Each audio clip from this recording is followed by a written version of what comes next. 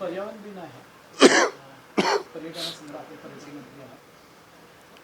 काय सांगाल राज्यभराच्या पर्यटन? जागतिक पर्यटन दिनाच्या सर्वप्रथम मी सर्वांनाच महाराष्ट्रातल्या तमाम लोकांना शुभेच्छा देतो. आणि पर्यावरणाच्या संदर्भामध्ये वृक्षारोपण करणं, मोठ्या ज्यांचं जास्त वय झालेली झाडं आहेत त्यांचं संवर्धन करणं, या सगळ्या गोष्टी आपण नियमितपणे आपल्या राज्यामध्ये या ठिकाणी करत असतो. गेल्या वर्षीपासून आपण पर्यटन विभागामार्फत ज्या ज्या ठिकाणी आमचे रिसॉर्ट आहेत किंवा ज्या ज्या ठिकाणी आमच्या हिल थंड हवेच्या ठिकाणी वगैरे आमच्या मालमत्ता आहेत, अशा ठिकाणी नियमित स्वच्छता मोहीम तर असतेच, परंतु विशेष अशा पद्धतीच्या स्वच्छता मोहिमा या देखील या दिवशी आपण करतो. आणि मी मगाशी म्हटलं तसं पर्यटन विभागाच्या ज्या रिसॉर्ट्स आहेत त्या ठिकाणी बरेच अगदी 50-50, 100-100 वर्षापेक्षा जास्त जुनी झाडं आहेत. आणि मग अनेक वेळा त्याचं संवर्धन केलं नाही, त्याची निगा राखली नाही, तर मग त्यांना कालांतरानं धोका पोचून ती झाडं नष्ट होतात.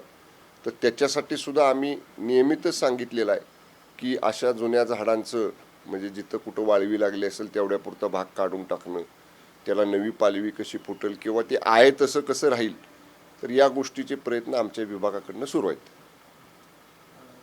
विधान परिषदेसाठी 6 जागा बिनविरोध झाल्यात महायुतीच्या, 11 ठिकाणी अजूनही लढती होणार आहेत. अशा पद्धतीनं नाही, आता सर्वप्रथम जर तुम्ही पाहिलं ना, एखादा दुसरा अपवाद सोडला तर महायुतीमध्ये एकत्र आम्ही सगळेजण लढतोय. तुम्ही पाहिलं कालच्या जागा बिनविरोध महायुतीच्या होताना महाविकास आघाडीच्या उमेदवारांनी माघार घेतलेली आहे. मग त्यांनी उमेदवारी अर्ज भरले, निवडणूक रंगतदार होणार म्हणून वक्तव्य केली, पण ऐनवेळी मतांचं समीकरण बघितल्यानंतर तिथल्या विधान परिषद स्थानिक स्वराज्य संस्था मतदारसंघातलं आपला टिकाव महायुती पुढे लागत नाही किंवा लागणार नाही हे लक्षात आल्यानंतर महाविकास आघाडीच्या उमेदवारांनी कालच्या शेवटच्या दिवशी शेवटच्या 1-2 तासामध्ये माघार घेऊन ती इलेक्शन सोडलेलं आहे. त्यामुळं आत्तासुद्धा ह्या 17 जागा ज्या आहेत ना, मी पहिल्या दिवशीपासून सांगतोय, आमचं जागा वाटपाची चर्चा झाली. जागा वाटपामध्ये आम्हाला 4 जागा आल्या, शिवसेनेला, राष्ट्रवादी काँग्रेसला 2 जागा आल्या आणि 11 जागा भारतीय जनता पक्षानं लढल्या. पण आदरणीय शिवसेना पक्षाचे मुख्य नेते माननीय एकनाथजी शिंदे साहेबांनी जागा वाटपाचा फॉर्म्युला ठरल्यानंतर लगेच सगळ्या शिवसेना पक्षाच्या नेत्यांना, उपनेत्यांना, आमदार खासदार मंत्र्यांना सक्त सूचना दिल्या की आपापल्या क्षेत्र विभागामध्ये महायुतीमध्ये कुठंही बेबनाव राहणार नाही याची शिवसेनेच्या बाजूनं तुम्ही सगळी खबरदारी घ्या. आणि म्हणून आपण पाहिलं असेल 2 दिवस मी त्या प्रयत्नात होतो. आमच्या पक्षाचे एक दिग्गज मान्यवर नेते सांगली जिल्ह्यातले तानाजीराव पाटील, जिल्हा मध्यवर्ती बँकेचे ते डायरेक्टर आहेत आणि एक जबाबदार व्यक्तिमत्व आहे, त्यांनीसुद्धा काल माननीय शिंदेसाहेबांच्या शब्दाला मान देऊन त्यांचा अर्ज मागं घेतलेला आहे. त्यामुळं महायुती म्हणून आम्ही लढतोय.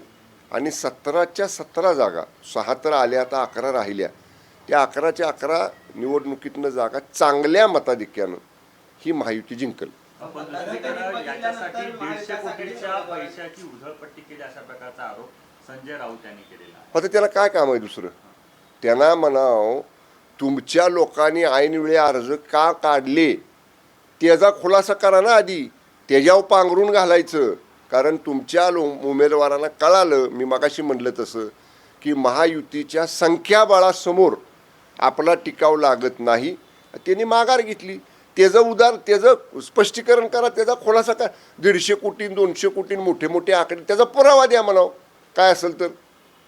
तुमचा दावा आहे की मताच्या सगळे गणित बघितल्यानंतर, आकडेवारी बघितल्यानंतर महाविकास आघाडीच्या उमेदवारांनी मागितली. मात्र विरोधकांकडून आरोप होतो की मोठ्या प्रमाणावर महायुतीकडून दबावाचं राजकारण केलं गेलं, पैशाचे आमिष दाखवले गेलेले आहेत आणि त्यामुळं एका मताला किमान 25 लाख रुपयांची वापर. काय मला पुरावा द्यायला का तिने कुणी? असं जे लोक बोलतात सांगा ना त्याला, म्हणा काय पुरावा द्या. उगाच हवेतल्या गप्पा मारण्यात काही अर्थ नाही. मी काय पहिलं वाक्य काय सांगितलं, मतांचं हे बघा, शिवसेनेची मतं, भारतीय जनता पक्षाची मतं, राष्ट्रवादी काँग्रेस अजितदादा पवार गटाची मतं आणि त्याचबरोबर आमच्याबरोबर असणाऱ्या स्थानिक आघाड्या आहेत. जिल्हा परिषद, पंचायत समित्या, नगरपालिका, महानगरपालिकांमध्ये स्थानिक आघाड्याही अनेक ठिकाणच्या आमच्याबरोबर आहेत. त्यामुळे या सगळ्यांची बेरीज जर पाहिली ना तर पुढं महाविकास आघाडीचा टिकावच लागू शकत नाही. आणि अशा परिस्थितीमध्ये अर्ज भरायचा, शेवटच्या क्षणापर्यंत म्हणायचं अटीतटीची निवडणूक होणार, आम्ही महायुतीला त्यांची जागा दाखवू, हे मोठी मोठी वक्तव्ये संजय राऊत नेहमीच करतात. काय त्यातलं खरं होतं, काय खरं होत नाही. तसंच हे मोठ्या रकमेंचे आकडे बोलायचे आणि आपलं त्यांना सवय आहे रोज सकाळी काहीतरी अशा पद्धतीचं भडक वक्तव्य करून, पण त्याच्यात त्याला काही त्याच्यामध्ये कसलंही तथ्य नाही. नाशिकमधल्या महायुतीच्या ज्या सगळ्या आता बिघाडीचा जो परिणाम आहे तो राज्यभरातल्या इतर जागांवर ठेवूल असं वाटतंय का आपल्याला, आणि काय कसं विश्लेषण करता? नाशिकमधल्या एक उमेदवार राहिलेला आहे. 2 गीतेबंधूंपैकी एका गीतेबंधूंनी अर्ज मागं घेतलेला आहे आणि दुसऱ्या गीतेबंधूंचा अर्ज काल वेळेत मागं होऊ शकला नाही. आता शिवसेनेच्या वतीनं आमचे ज्येष्ठ मंत्री मान्य उदय सामंत साहेब तिथं आहेत, गिरीश महाजन साहेब तिथं आहेत. त्यांची चर्चा बैठका सुरू आहेत. कदाचित त्यातनं सुद्धा काही सामंजस्यानं एक चांगला तोडगा निघू शकेल. बाळा माने भाजपमध्ये प्रवेश करतायत, मात्र हा प्रवेश करताना त्यांनी विनायक राऊतांवर एक आरोप केलाय की विनायक राऊत शेंडेंकडून रिचार्ज करून घेतात, अशा पद्धतीचा एक आरोप केला आहे. तर त्या मला सांगा, बाळा मानेने अर्ज कोणाकडनं भरला होता? उभाटाकडनं, बरोबर आहे. काल अर्ज माघार घेईपर्यंत संजय राऊत म्हणायचे बाळा माने आमचे उमेदवार आहेत, आम्ही ताकदीनं लढणार, महायुतीला त्यांची जागा कोकणात दाखवणार, कोकणात उभाटा प्रबळ आहे. ही वाक्य तुम्ही काढा 2-3 दिवसापूर्वीची संजय राऊत साहेबांची. जेव्हा बाळा माने साहेबांना कळालं की आता हिथं संख्या बिरीजच नाही आपल्याकडं आणि विनाकारण आपला तिथं टिकाव लागणार नाही, त्यांनी मनाचा मोठेपणा दाखवून अर्ज मागं घेतला की बाळा माने वाढी झाली. म्हणजे मग लगेच संजय राऊत त्यांच्यावर बोलायला लागले.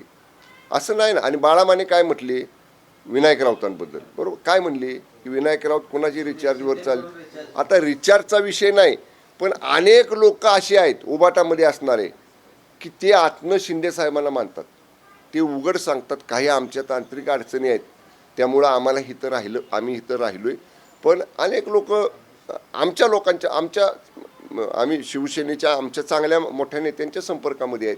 आणि बाळा माने बोलले म्हणून बरं झालं, त्यांच्यातलंच आतल्या गोष्टी बाहेर आल्या. आम्ही कुणी बोललो नाही, भारतीय जनता पक्षाचं कुणी बोललं नाही. बाळा माने उबाटा आणि विनायक राऊत उबाटा, त्यामुळं त्यांच्यातल्याच गोष्टी ज्या काय आहेत त्या आता बाहेर आल्या. एका दृष्टीनं बरं झालं. महाराष्ट्रातल्या लोकांना उबाटामध्ये आतमध्ये काय चाललंय हे बाळा मानेंच्या वक्तव्यामुळे बाहेर लोकांना कळालं. पण त्यांनी मग असा देखील दावा केलेला आहे की उदय सामंत उपमुख्यमंत्री पदाची संधीची वाट बघतायत, कधी एकदा ती संधी आपल्याला मिळतायत या तयारीमध्ये ते आहे. कोण म्हणलं? बाळा मानेच म्हणतायत. काय संबंध नाही, काही संबंध नाही त्यांचा. ते बाळा मानेंना आमच्या शिवसेनेतल्या अंतर्गत गोष्टी माहीत असायचं काही कारण नाही.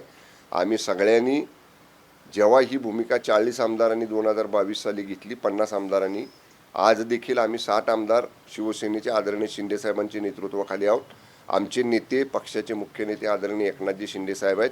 आमच्यातला कुणीही ना मंत्री, ना आमदार, ना खासदार, ना कुणी नेता, आम्ही एकमेव नेतृत्व पक्षामध्ये मानलेलं आहे, ते आदरणीय शिंदेसाहेबांचं आहे. त्यामुळं आमच्यात गैरसमज निर्माण करायचा मान्य उदय सामंत साहेबांकडे लोकांनी शंकेनं बघावं. याच्यासाठी केवळ ते बाळा मानेंचं स्टेटमेंट असू शकतं, त्याच्यामध्ये 0% तथ्य आहे. चला, भाजप आणि शिवसेना शिंदे गटामधलं जे काही संबंध आहेत ते ठीक आहेत का? कारण संजय शिरसाट यांनी देखील परवा एक दावा केला की भाजप फक्त शिंदेसेनेला करते किंवा मला सांगा, महायुतीमध्ये मोठा पक्ष भाजप आहे, त्यांच्या खालोखाल आम्ही आहोत आणि आमच्या खालोखाल राष्ट्रवादी काँग्रेस, शरद पवार, अजित पवार, अजितदादा गट आहे. जर समन्वय नसता, जर आमच्यात एकमेकांच्या मध्ये बेबनाव असता, तर 2 दिवस मला सांगलीला पाठवून मान्य शिंदेसाहेबांनी तानाजीराव पाटलांच्या सारख्या दिग्गज नेत्याला त्यांना विनंती करून त्यांचं मन परिवर्तन करून अर्ज माघार घ्यायला लावली नसती ना. आम्ही हाताची घडी काढून बघत बसलो असतो. त्यामुळं बिलकुल असं काही नाही. हे बघा, किरकोळ कुरबुरी ह्या सगळ्याच पक्षात जातात. आता ते एकत्र 3 पक्षांचं एकत्र सरकार म्हणल्यावर थोडंसं भांड्याला भांडं कुठंतरी लागतं. पण आम्ही एवढी काळजी घेतो की भांड्याला भांडं लागलेला आवाज घराच्या बाहेर जाणार नाही, आपल्या घरातच राहील, शेजारच्या घरात कळणार नाही. एवढी काळजी आम्ही घेत असतो. साहेब, राज्यामध्ये 12,000हून अधिकृत सावकार आहेत म्हणजे लायसन्स आहे, तर तरीही या बाकीच्या सावकारांची संख्या कमी होताना दिसत नाही. विदर्भ मराठवाड्यामध्ये शेतकऱ्यांची मोठ्या प्रमाणात पिळवणूक चालू आहे. याच्यावर राज्य सरकार किंवा काय? बरं का, मी पाठीमागं जेव्हा गृह विभागाचा राज्यमंत्री होतो आणि ग्रामीण गृह विभाग हा माझ्याकडे होता, त्यावेळी सहकार विभागाला, कारण खाजगी सावकारांना लायसन द्यायचा अधिकार हा सहकार विभागाचा आहे, त्यामुळे मी त्यावेळी गृह विभाग आणि सहकार विभाग असं जॉईंट ऑपरेशन त्यावेळी आम्ही राबवलं होतं. म्हणजे कर्जबाजारीपणामुळं जेव्हा विशेषतः विदर्भ मराठवाड्यातल्या शेतकऱ्यांनी मोठ्या प्रमाणामध्ये आत्महत्या केल्या आणि त्याचं जेव्हा खोलवर आम्ही पोचलो की बँकांचं, पतसंस्थांचं, विकास सेवा सोसायट्यांचं कर्ज एका बाजूला आणि खाजगी सावकारांचं कर्ज एका बाजूला, त्या खाजगी सावकारांच्या कर्जाचं प्रमाण किंवा ते जे व्याजावर चक्रव्याढ व्याज ही जी काही त्यांची खाजगी सावकारी जे म्हणतो आपण पिळवणूक, तर त्याच्यावर आम्ही जॉईंट मोहीम राबवलेली होती आणि त्यावेळी बऱ्यापैकी त्याला प्रतिबंध बसला होता. कदाचित माननीय मुख्यमंत्री फडणवीस साहेब आणि सहकार मंत्री मान्य बाळासाहेब पाटील साहेब, आपला जो प्रश्न आहे तो मुंबईला गेल्यावर मी त्या दोन्ही नेते मंडळींच्या कानावरती घालेन. परत एकदा जर असं काही जॉईंट मोहीम राबवता आली सहकार विभाग आणि गृह विभाग, तर नक्की ह्या खाजगी सावकारांना सुद्धा, आणि बऱ्यापैकी त्याच्यानंतर प्रतिबंध पायबंद त्याला बसला होता, कारवाई झाल्या, अटक झाली. त्यांची जी काय खोटे स्टॅम्प पेपर वगैरे खाजगी सावकारांनी विशेषतः विदर्भ मराठवाड्यात केली होती, आपण जप्त करून त्यांच्यावर फौजदारी गुन्हे दाखल करून त्याला अटकही केली. त्यावेळी आपण ही मोहीम राबवलेली होती. कदाचित परत एकदा शासन त्याचा विचार करेल. ठीक आहे.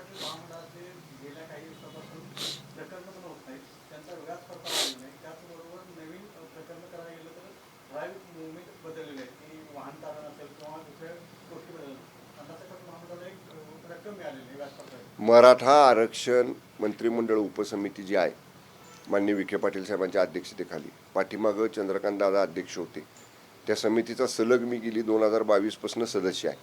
आता मागच्या मंगळवारी मंत्रिमंडळाची बैठक झाल्यानंतर मराठा आरक्षण मंत्रिमंडळ उपसमितीची बैठक झाली. हा विषय त्याच्यामध्ये आला होता. महामंडळाचे अध्यक्ष माननीय नरेंद्र पाटील साहेब त्या बैठकीला होते आणि त्याच्या संदर्भामध्ये आपण 750 कोटी रुपयाची तरतूद या 2026-27च्या अर्थसंकल्पामध्ये अण्णासाहेब पाटील आर्थिक विकास महामंडळासाठी केलेली आहे. पूर्वी ही तरतूद 150-200 कोटी रुपयेपर्यंत, 300 कोटी रुपयेपर्यंत असायची. यावर्षी आपण ती 750 कोटी रुपये केलेली आहे आणि अध्यक्ष अण्णासाहेब पाटील आर्थिक विकास महामंडळ आणि कार्यकारी संचालक अण्णासाहेब पाटील आर्थिक विकास महामंडळ या दोघांची लवकरच संयुक्त बैठक मंत्रिमंडळ आरक्षण उपसमिती, मराठा आरक्षण उपसमिती जी आहे त्यांचे अध्यक्ष विखे पाटील साहेबांच्या बरोबर कालच्या बैठकीत ठरलं. ह्या दोघांची संयुक्त बैठक घ्यायची, सुलभपणा कसा आणता येईल आणि जुना व्याज परतावा जो राहिला आहे 2 आर्थिक वर्षातला तो कसा क्लिअर करता येईल या बाबतीतली सुद्धा चर्चा त्या बैठकीमध्ये झालेली आहे. कदाचित याच आठवड्यातल्या मंत्रिमंडळ बैठकीनंतर माननीय विखे पाटील साहेब अण्णासाहेब पाटील आर्थिक विकास महामंडळ अध्यक्ष आणि कार्यकारी संचालकांची बैठक घेऊन त्यातनं काहीतरी योग्य मार्ग काढतील. तो अधिकार मुख्यमंत्री आणि दोन्ही माननीय उपमुख्यमंत्र्यांचा आहे, त्याच्यामुळे त्याच्यात आम्ही भाष्य करू शकत नाही. Okay, thank you.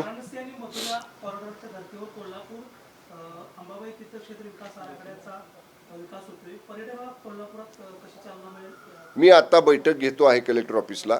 माझ्या दोन्ही विभागांची आढावा बैठक आता कलेक्टर ऑफिसमध्ये आहे. पोटेन्शियल कोल्हापूर जिल्ह्यामध्ये टुरिझमला खूप आहे.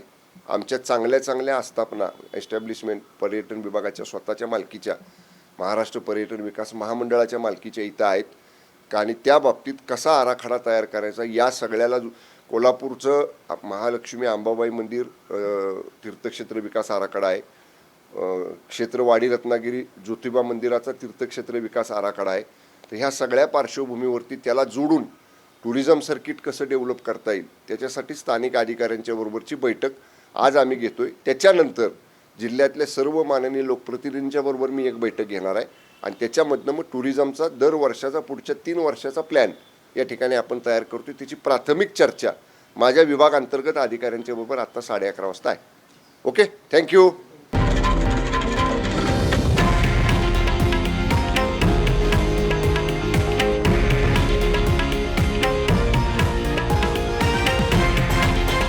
हे आहे देशातील नंबर 1 न्यूज नेटवर्क आणि आपण पाहत आहात TV9 मराठी, एकमेव.